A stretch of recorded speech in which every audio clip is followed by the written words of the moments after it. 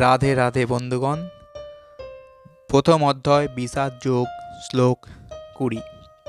অথ ব্যবস্থিতাং দিষ্ঠা ধাত্তরাষ্টাং কপির্ধ্বজা প্রবৃত্তে স্বাস্থ্য সম্পাতে ধনুরুদ্যম্য পাণ্ডব ঋষিকেশং তদা বাক্যমিতবাও মহীপতে। অর্থাৎ সেই সময় পাণ্ডুপুত্র অর্জুন হনুমান চিহ্নিত পতাকা শোভিত একটি রথে অধিষ্ঠিত হয়ে তার ধনুক তুলে নিয়ে স্বরনিক্ষেপ করতে প্রস্তুত হলেন। হে মহারাজ, ধৃতরাষ্ট্রের পুত্রদের সমরসজ্জায় বিন্যস্ত দেখে অর্জুন তখন শ্রীকৃষ্ণকে এই কথাগুলি বললেন। কুরুক্ষেত্রের যুদ্ধের শুরুতেই আমরা দেখতে পাই পাণ্ডবদের অপ্রত্যাশিত সৈন্যসজ্জা দেখে ধৃতরাষ্ট্রের পুত্রদের হৃদকম্প শুরু হয়ে গেছে।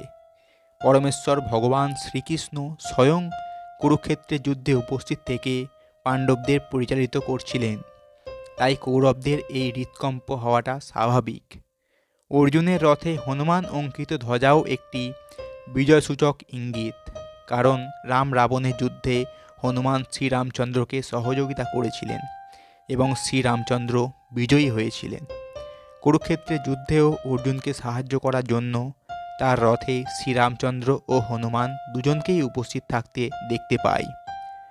শ্রীকৃষ্ণই হচ্ছেন শ্রীরামচন্দ্র এবং যেখানে শ্রীরামচন্দ্র সেখানেই তার নিত্য সেবক ভক্ত হনুমান এবং নিত্য সঙ্গিনী সীতা লক্ষ্মীদেবীও উপস্থিত থাকেন। তাই অর্জুনের কোনো শত্রুর ভয়েই ভীত হওয়ার কোনো কারণ ছিল না। তার সবচেয়ে বড় কথা হচ্ছে এই যে সমস্ত ইন্দ্রিয়ের অধীশ্বর ভগবান শ্রীকৃষ্ণ তাকে পরিচালিত করার জন্য স্বয়ং উপস্থিত ছিলেন। এভাবেই যুদ্ধ জয়ের সমস্ত শুভ পরামর্শ অর্জুন পাচ্ছিলেন।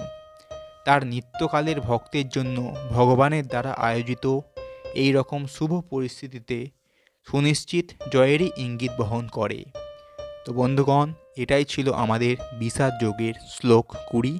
এরকম সমগ্র ভগবদ্গীতা শুনতে আমাদের এই চ্যানেলটিকে সাবস্ক্রাইব করবেন এবং সঙ্গে থাকবেন। রাধে রাধে।